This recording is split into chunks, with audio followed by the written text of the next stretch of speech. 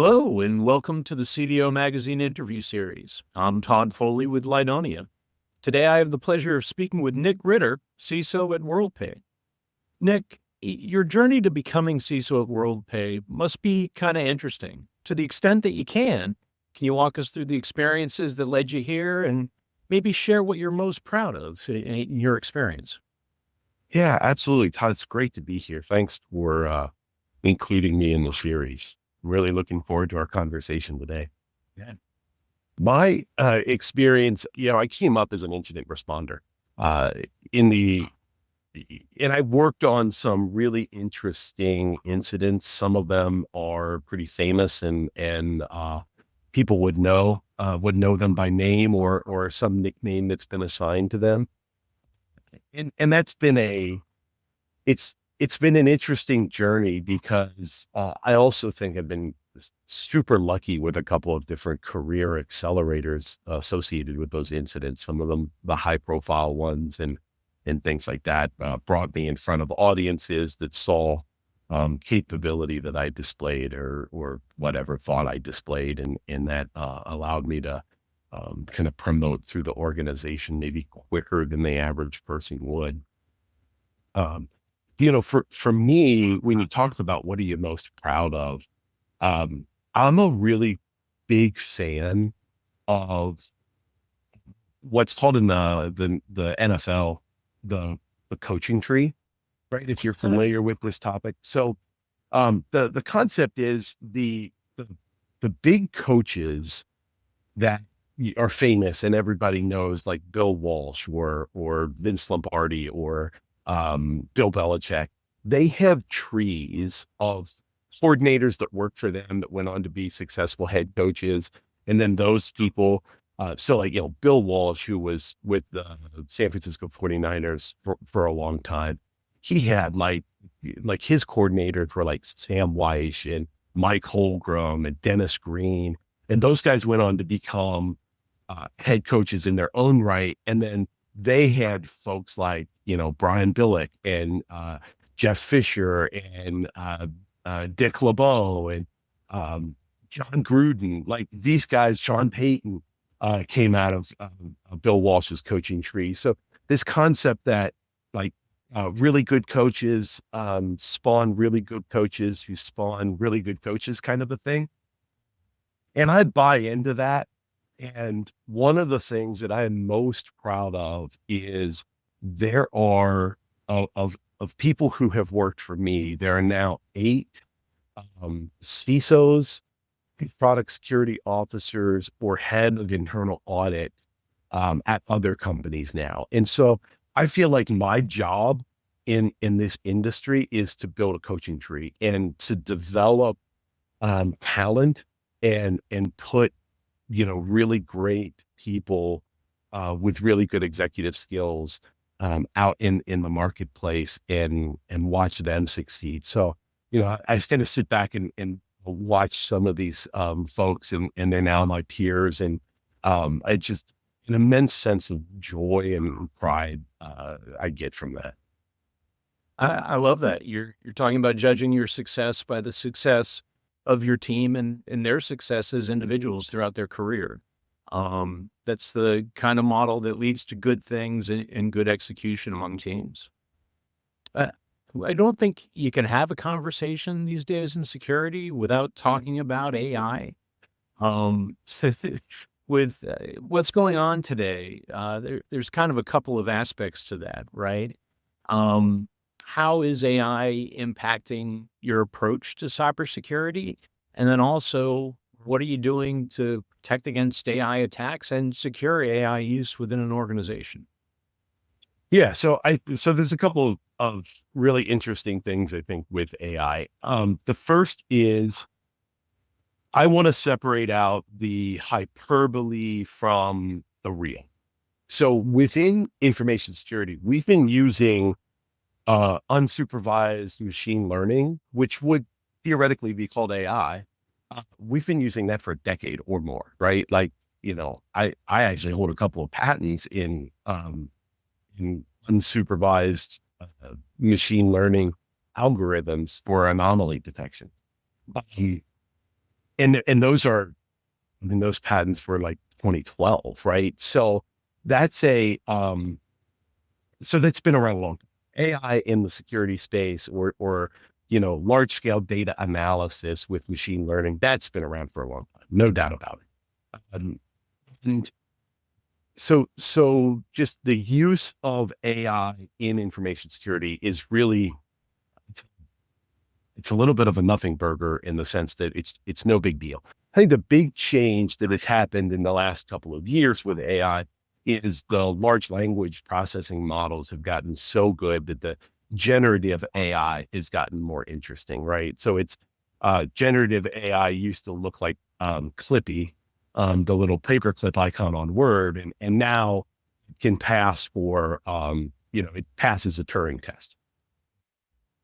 I, So as we get into to that, I think the big pieces that we've got to pay attention to as executives and companies is where the value drops associated with this, right? Where is AI actually generating value for the organization as opposed to where is it generating talking points or buzzwords or whatever. So, things like code generation and stuff like that are gains good value drops associated with AI. So I mean, that's kind of where I think about it. Now, how do we protect ourselves from AI? That's another really interesting question. And I don't know what, I'd love to hear what your experience as a CISO is on this too. The CISO of AWS did on a video last week, I think it was, or over the weekend. AWS is seeing a 700% increase in the last 6 months of cyber attacks. And it's largely been attributed to AI and specifically Gen AI. And what you're seeing is this democratization of technology such that to launch successful cyber attacks, you really don't have to code anymore. You really don't have to have access to rootkits or ransomware as a service or any of the other popular zero-day elements. All you need is an AI engine that can integrate in and a place where you can kind of test the results. And so it's really democratized who can attack and how successful those what used to be low sophisticated attacks could be. Now they're becoming more sophisticated because of the AI layer that's been added in. So I just think that what we're going to see is an acceleration at pace attacks that we're going to have to defend ourselves against. And I don't know what's your experience as a CISO. I think what's interesting is it's accelerating initiatives that are security focused and security adjacent that have been around for a long time. We spend a ton of time now, and I would say driven a lot by AI and the acceleration of attacks leveraging AI, focusing on data security and authentication to access to applications and data per transaction, right? And a lot of focus on non-human access to data and applications, whether it be APIs or use of AI. And then finally, just in terms of internal use, there's a ton of focus now on software development lifecycle in a way that's much greater, I think, than the emphasis used to be, because of the real risk of using all of the external API calls and generative AI in applications and exposing vulnerabilities through that. So weird, but if I had to say one thing that's increased dramatically, aside from the attacks, is focus on data security. Yeah. Yeah. So, it's funny. When Verizon, I guess it was 15, 16 years ago, Verizon started doing their DBIR reports. If you would have pulled out the first DBIR, you'd have pulled out last year's DBIR or this past the 2024 DBIR, and you would have compared them, you would have seen that the root cause of about 85% of security incidents is exactly the same 15, 16 years later than it was in year one, right? And it all comes back, not all, but it largely comes back to cyber hygiene. It's the things like configuration drift, vulnerability management, data security, identity tightening, identity management, like all that stuff that fits into the super boring, not particularly sexy aspect of security, which is just doing the basics really well. That turns out that if your program did nothing other than just the basics well, you'd protect yourself from a huge majority of the attacks that are out there. Without question, that's true. I think what's different though is just scale, right? Like Yeah, 100%. Absolutely. you were talking about the massive increase in just the sheer number of attacks. I think the scale creates problems, right? Scale of data, scale of attacks, scale of your threat surface for non-human access. All of those things are complicating things. But you're right. The fundamentals haven't changed even a little bit. That's right.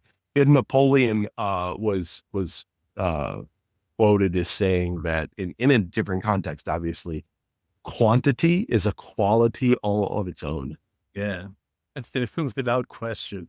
And I think we see a lot of our peers struggling with that, not Yeah. necessarily because it's not something that can be addressed, but because a lot of the investments that security teams have made over the years have reached that point of other things within IT where they've reached a point of technical debt, right? When you Yeah. have So maybe you've deployed best of breed tool sets at a certain point in time, but a few years later, they're not best of breed anymore, or they're not definitely. into in particular, the scale of things. And I think we see people struggling across the board to finance investments in things that help address that scale.